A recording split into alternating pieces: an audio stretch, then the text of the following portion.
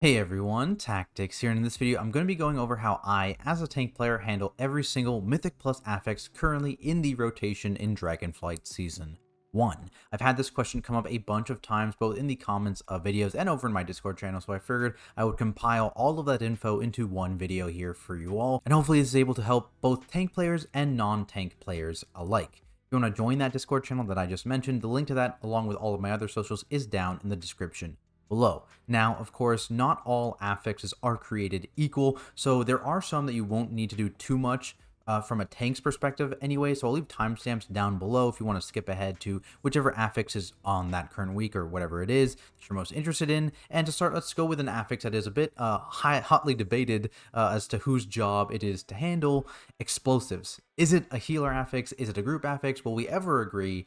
Probably not. The main thing to worry about when talking about this, though, is just remembering that you will get more explosives the bigger the pulls that you do, and they tend to spawn in waves, so the more stuff you pull, the more likely it is that your healer is going to get overwhelmed by the number of explosives spawning if they're the only one trying to kill them. So that kind of means that in bigger pulls, the tank and sometimes even DPS players will need to help out at some point. In terms of what you actually should use to kill those explosives, the easiest thing across all tank specs is to just actually swap to them with your auto attack and kill them in one blow that way. Of course, you can only do this to explosives that are within melee range of you, but just swapping them and hitting them with your single melee attack saves you the global if you're able to do it between globals, of course, and that extra damage you can put into the trash instead of putting all that extra damage into those explosive orbs. In a pinch, you can obviously use those direct damage globals to kill explosives that are near the end of their timer, so like a shield slam, like a mangle, like a judgment, but none of those are ideal, right? You want to save those for putting damage into mobs,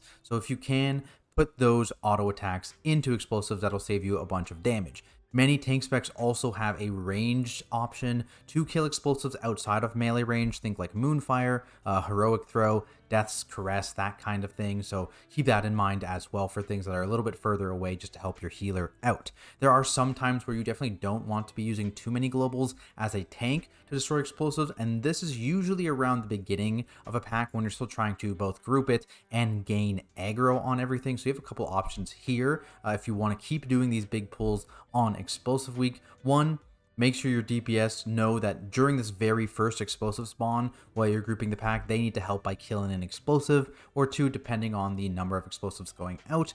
Or you can also try and just stagger the grouping of these packs slightly, depending on obviously the pulls, the dungeon, whatever. If it permits, you can say pull like the first half of it, wait for the first wave of explosives to go off, and then pull the second half of it. Note that that of course isn't always possible, like I just mentioned, and depending on how long you have to wait between grouping the packs, you can lose some damage just based on cooldown usage there. For us and DPS helping, the general rule of thumb we had is that if just there was more than 3 explosive past the halfway on their timer, DPS would come and help shoot an explosive. Otherwise, it was on the healer and me as the tank meleeing explosives near melee, of course, to kind of clear them all up. And it's important that there's an understanding there between the tank and the healer. The healer knows, okay, the tank is going to be meleeing explosives near them, so I can focus on killing explosives that are further away from the tank, and it's just more efficient that way. Moving on, bursting, much lower impact affix for tanks compared to explosive, though this one can kind of be planned around a little bit via routing. The key is to look at mob HP within your pulls, specifically the larger pulls you want to do, as having a lot of mobs around the same HP value can maybe be problematic, right? Not necessarily is going to be a problem, because if you have access on like master spell like revival, something like that, that can be useful in higher keys and more coordinated groups. You may do things like coordinate major defensives or immunities if you want to do like a 10 stack bursting or something like that in some of these larger pulls, just to ease that healing requirement a bit, but that's not something you're going to often do in pugging, for example. Right. Outside of that, there are a couple other things that you can do to help prevent bursting, which is more of like an all-player thing. And that's one, focus down lower health mobs initially, just to stagger the bursting stacks, be able to kill them quickly. Those bursting stacks will expire before you start killing anything else, right? So that can help to mitigate that. You can also slow your DPS for a second or two when you already have like a 4, 5, 6 stack of bursting rolling and there's mobs close to death. just hold damage for a few seconds, let those stacks expire, and then finish those mobs off, and don't roll the debuff, especially right near the end. That's like the worst thing you can do. Refreshing a bursting with like 1 or even like 0 seconds left on the debuff. Those are more general tips though, not necessarily tank specific, but they're definitely worth mentioning. Course. One more thing worth mentioning that applies not only to bursting, but all of the other on-death affixes as well on this list is that this affix will not be triggered when killing most non-elite mobs in dungeons, such as like these small flowers near the tree boss in Algathar Academy.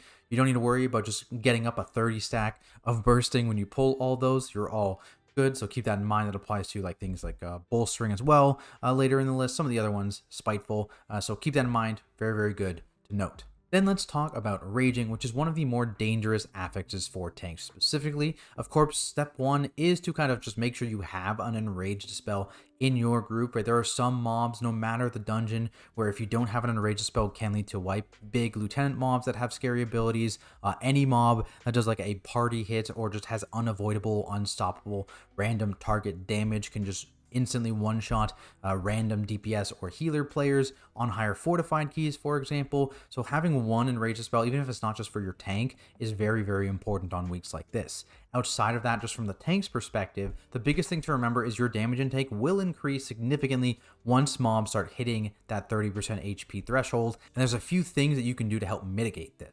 The first is just, well, to mitigate it. Save your shorter cooldown defensives for later in packs as opposed to like initially or partway through the pack, just to cover a decent amount of timing when those mobs are actually enraged. There's not always enough of these DRs to go around though, so on top of that, you can do things like save AoE CCs for when mobs get low health, so sending like your leg sweeps, your Chaos Novas, your Shockwaves, or whatever other things your party may have at their disposal to help reduce the total amount of hits you're taking while those mobs are enraged. And then between those CCs is when you layer in your mitigation. Big thing is to make sure that you don't overlap your DR timers with those CC timers during that enraged period, because that's going to severely reduce the amount of value you're getting out of them. Finally, when all else fails, you can always kite, particularly against packs that have few or no caster mobs in them. You combine this with like AoE slows, other mob control like knockbacks, and if you're fighting a pack that's mostly melee mobs, you're taking literally 0 damage. You're able to just kind of run in a circle around the mobs if they're very, very slowed, otherwise known as circle kiting, and that'll keep them in a relatively tight pack that doesn't move too much because they're just trying to chase you and you're moving in a circle, so they're just moving in a smaller circle. That allows DPSers to cleave easier and to also still maintain very, very high uptime on things like ground effect abilities, which is very, very good. Something else to note for Raging when it comes to dot effects is that they will scale up from the Raging damage buff, but they won't scale back down to normal damage levels if you soothe or kill that mob that applied it. So just be aware that things like bleeds or undispellable dots can be quite scary with this affix. Going back to another low tank impact affix, though, we have Quaking, where the biggest thing as a tank, of course, is just to make sure you and your other melees have a decent spread whenever this goes out. This can have a large impact on your positioning for certain bosses that do encourage stacking or just being generally close together. Things like Ruby life pools in general, actually, pretty much all the bosses kind of want you to be relatively close together. Bosses like Tira and Maruk and Noku Defensive, where stacking for those Gale arrows makes your life easier, but if that Gale arrow cast ever overlaps the Quaking, you've murdered yourself. So in cases like that, you may need to adjust your boss strategy and your positioning just so you don't accidentally get yourself killed from a bad Quaking overlap. On top of this, I definitely recommend getting a good Quaking weak aura, even as a tank, so I'll post one that I use in the description. Also, keep in mind, although uncommon, there are some tank abilities that can be interrupted by Quaking, so if it has a cast time, for example, Convoke, I know it's not being picked right now, but if it ever is, it can be interrupted by Quaking, so just be mindful of that as well. This next affix almost not worth mentioning, Volcanic, on the list here because it does mostly always target ranged DPS. However, I do want to at least say that this affix can be annoying both in the situations mentioned previously for Quaking, whenever you need to stack as a group. Volcanoes can obviously spawn on anyone in that stack, and they can even hide under ground effects. A big one is like the Worm Boss and Shadow Moon Burial Grounds that can hide underneath those puddles, so be aware of that. And they can also start spawning on anyone in your entire party if just every player is playing relatively close to melee for whatever reason, right? So just be aware if you're ranged, DPS, or healer, or if you're in a 5 melee group, they're all in melee, you can start having volcanoes that you need to just be aware of. You don't want to get knocked up, which we'll talk about a little bit with this next affix, Storming. Another area denial affix, but unlike something like Volcanic, this one spawns in close proximity to the pack itself, making it much more annoying for tanks and, of course, anyone else standing in melee. These also scale with the number of mobs in a pack, so the bigger the pull, the more tornadoes you're going to spawn, but luckily, once anyone gets hit by a tornado, it disappears, so that opens up the ability for players to soak these on purpose if you so choose. In terms of problems this affix can cause, anytime you need to be precise with your positioning, these can be quite annoying. Think bosses like Wise Mari, where you sometimes need to rotate around a very thin platform, or even bosses where you just need to be constantly dodging things like Kroth or Balakar Khan. Getting hit by a storming in these situations can be a death sentence if it ever overlaps with any of the ground effects, so something you just want to get ahead of a lot of the time. So that's when you would maybe have someone go soak a storming when it's safe to, just if you know it's going to start overlapping and it's in a bad position, that can be safe to do. As a tank, one thing you do want to be careful of is getting hit by a storming and getting knocked out of range of certain mobs. If you need to do something, for example, like Death Strike to stay alive, or it might even lock you into a frontal attack that you could otherwise dodge, which could be a one-shot on a high enough key level, right? So you really want to pick and choose your moments if you're opting to soak these stormings to help out your teammates. Just dodge around them if you need to, or other things you can do is just pull the pack away from the spawn of stormings if you have the room to do so and it's safe, and that can allow you just to completely ignore it essentially. Next up, we've got Bolstering, which alongside Raging is the other extremely dangerous affix for tank players, particularly when it comes to packs that include a lieutenant mob, which I did mention earlier, but for those that aren't familiar with the term itself, it's just a more powerful trash mob that can't be CC'd and just tends to have more HP and important abilities. Think things like the Water Elemental in Temple of the Jade Serpent, the Spiders in Shadow and Burial Grounds, or just any of the mini bosses throughout all the various areas of no-good offensive that you need to kill to spawn the bosses themselves. It's also good to note that this is a non-death affix, so just like I mentioned in the bursting section, Bolstering will not trigger from most, some rarely do, but most non-elite mobs in dungeons, which is a good thing because otherwise you would be dead a lot more often. This is yet another affix that you can set up some pulls around, though unlike in the bursting case, you're actually trying to get pulls that have mobs that all have similar health pools because you want to kill them all around the same time to have the least amount of health added by this affix. What I mean by that is since Bolstering adds max HP to nearby mobs whenever another one dies, if they're at a lower current health percentage, they gain less actual health value when they get bolstered. Obviously, in a lot of pulls, sometimes you're not able to get them all at the same health value, right? Sometimes it's just not feasible. So if you can't do that, something you can do is focus down mobs that are higher health values within those packs so that when the other mobs do inevitably end up dying first, the overall health gain of those higher health mobs is much lower than if you had just focused down the lower health mobs initially. Now, while that health gain does get reduced by having their health being lower, the damage these mobs gain is flat no matter what. So in these bigger pulls, you're likely to end up with very, very scary mobs by the end of it that just have like 4, 5, 6 bolstering stacks, and while that might not amount to a lot of extra HP, that damage is very, very scary, and it's kind of the same as the Raging situation where one misstep can get you killed. So at this point, you definitely want to like chain CC them or just get the heck out of there and kite them. Just like in the Raging situation, something to be careful of is bolstering up mobs that do random target damage or apply dots. Just like Raging, right?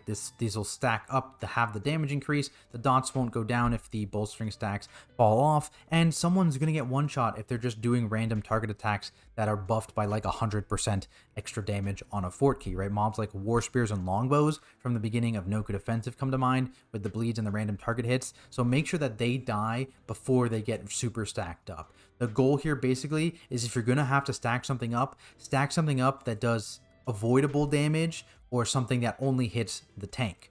On top of this, if you're desperate, you can always just kite out mobs that have been Giga Bolstered, as the stacks only have a 20-second duration on them. So if you just escape and run away and live long enough, they'll return to normal eventually and be tankable again. From there, we can talk a little bit about Grievous and other affix that there isn't too much for tanks to do. Note that any form of direct healing you may have available in your kit will remove a Grievous stack, but other than that, you just need to keep in mind that when your health drops, you're going to get those extra Grievous stacks, and that's going to be extra ticking damage based on how many stacks you have, so just be aware of it. If you're a hybrid spec, you can help out your healer by sending out those direct healing spells directly onto your teammates, which may not be feasible during pulls for some specs like Druid, for example, but it's even something you can do after pulls, just help remove everyone's Grievous stacks off of them if your healer's like low on mana, for example, and they can be drinking up while you're removing Grievous stacks, and that's just something that can be very useful if you're a hybrid spec. Then we get to another big one, not because it's dangerous, but because it can add so much time to runs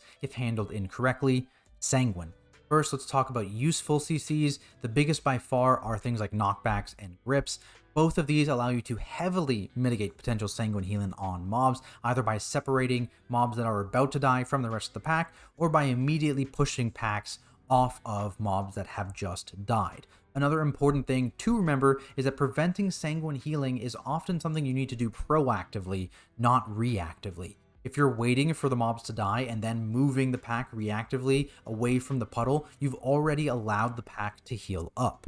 Instead, as mobs start getting low HP, start slowly dragging the pack, usually in like a circle or a square, a line if you have the space to, but that's not always true. And this way, as the mobs are dying, the other mobs are already moving. And if you also have the DPS focusing mobs near the back of this conga line that kind of forms, that can also drastically reduce the amount of Sanguine healing over the course of an entire dungeon. You can even take this to another level by coordinating stuns on low health mobs within this moving pack. A well-timed like Kidney Shot, Hodge, whatever stun you have that can cause this very low health mob to fall behind the rest of the pack, and then you kill them while they're behind the pack, and that's literally zero Sanguine healing to all of the other mobs. Very, very underrated strategy that I don't see very often. A couple things to keep in mind on Sanguine weeks. First, those pesky lieutenant mobs I spoke about earlier, they can't be CC'd, so stuns, knockbacks won't work on them. So you really need to be careful about when you're killing mobs near them, as if they start a spell cast and they're locked into place, you kill a mob underneath them, all of a sudden they're full HP. Very bad. Think something like the Unstable Curator in Azure Vault, which will just hang out for several seconds doing that swirly channel in Forbidden Knowledge. If you drop a Sanguine Puddle underneath it, you've just added a bunch of time to your key. This is usually also a really good spot if you have those knockbacks. The Lieutenant can't be knocked, but all of the other mobs can. So knocking those low health mobs off of the Lieutenant when they're about to die, very, very useful. Then we have one thing to remember not to do, which is to use things like AoE CCs or big AoE slows when packs are close to dying if you can avoid it, as it does pretty much the exact opposite of everything I've just suggested, right? If you do this, these mobs are going to be moving slowly or not moving at all through these Sanguine puddles. They're going to have a lot of healing. Not ideal for obvious reasons. However, it is quite useful for our next affix, Spiteful. As a tank player, luckily, these don't ever choose to fixate you unless someone like dies to it or they do like a combat drop or something like that. However, you still can do a few things to help out the rest of your party with it. Big ones, as I just mentioned, are those AoE slows or CCs, just to stop them from actually reaching party members or just slow them down so the party has a lot of time to kind of move out, particularly when a lot of them spawn at the same time and there are still mobs alive in the pack. In a similar vein, if some lower health mobs die early, single target stuns are great to lock down any Spitefuls that are fixating specifically melee DPS, just to help them maintain uptime on the pack and let them be safe. Outside of CCing Spiteful, something else you can do is just have your group position on the far side of the pack towards where you actually want to end up going. That way, once you defeat the pack, no one needs to actually run through any Spitefuls to continue on in the dungeon, and you don't risk getting smacked in the face. Obviously, there are some dungeons where this doesn't work, but remember, things like knockbacks can also be used to push these guys kind of out of your way if you knock them back from the side and still allow you to run through the path you need to go on. Also, don't forget, it's very important to be tracking healer mana on Spiteful Week, especially if you've been chaining packs like I just mentioned. They're usually going to be stuck in combat because you're usually not spending additional time to kill those Spitefuls from the previous packs, which you shouldn't be, but sometimes it is worth the time to actually kill off the Spitefuls, especially before like a boss or a very difficult trash pack, just to make sure that your healer can be at full mana going into it. That brings us to the seasonal affix in Dragonflight Season 1, Thundering. This affix luckily saw a pretty significant change for tank players, specifically causing them to always get the red negative charge debuff, which is really useful as it means that whenever you're in a pack, when there are frontals or anything else dangerous flying around the tank, everyone else in the party is able to clear amongst themselves safely. Now, with that being said, if you're really looking to min-max this buff, then the tank should be one of the people cleared whenever possible, as should the healer when there's not a hard healing check, as the damage buff that is provided by this affix obviously gives a bigger benefit to DPS players. Tanks always being negative gives you the flexibility to ignore them in bad situations, but it doesn't mean that it's optimal to ignore them. So a lot of the times when Thundering procs in these less dangerous packs, you'll see me make an effort to get myself cleared with another player, just so one of the DPSers can actually get full uptime of that buff instead of me. When it comes to debuff duration, obviously you want to get value out of the buff, but you never want it to get you killed. So again, this kind of comes with some in-the-moment decision-making. Am I in danger right now? Is there potential for us to get separated due to like a bad mechanic overlap? Think like Raging Tempest circles that go out. If so, play safe, get that earlier clear. Is there nothing going on in the pack maybe? Then milk the debuff a little bit longer. Something you can do as well in this situation is pair up with someone early. Just go stand near them, next to them, whatever, and that way you can just easily take the 2 steps on top of each other to clear your debuff right near the end of it and just get a ton of value. Otherwise though, weak aura noises, very, very good. I have mine beep at me when it's at like 5 seconds left, and that's usually when you can start panicking if you don't already have a partner. That's another weak aura I'll drop down in the description below for anyone interested. But there we have it, guys. My tank tips for all of the affixes included in the first season of Dragonflight. Hopefully this helps you out, and if it did, be sure to leave a like and subscribe to the channel for more content like it. I want to give a big shout out to Gorebreaker and all of my other supporters over on Patreon. Your support really means a lot to me and lets me continue putting out this content, so thank you so much. And if you want to support me as well and also gain some great perks in the process, including coaching and access to all of my weak auras and add-on profiles, I'll leave the link to that down in the description below. If you have any questions at all about the affixes and how to deal with them, please do let me know in the comments below or come stop by my Twitch channel at Tactics and ask me there. Otherwise, thanks everyone so much for watching, and I'll see you in the next video.